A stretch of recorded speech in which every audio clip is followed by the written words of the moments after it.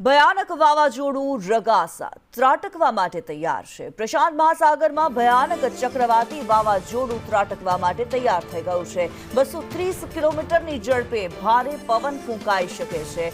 ભયંકર વાવાઝોડાને પગલે 5 દેશોમાં એલર્ટ આપવામાં આવ્યું છે।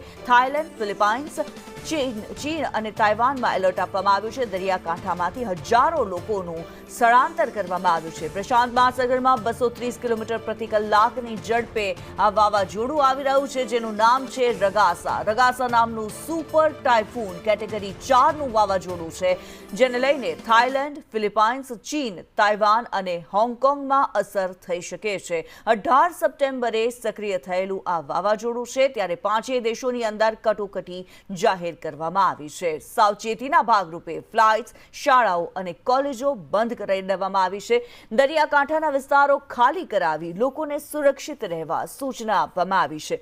185 કિલોમીટર પ્રતિ કલાકની ઝડપે પવનો ફૂંકાઈ શકે છે, ત્યારે 230 કિલોમીટર પ્રતિ કલાકની ઝડપવાળા પવનોના ઝાપટા આવી શકે છે।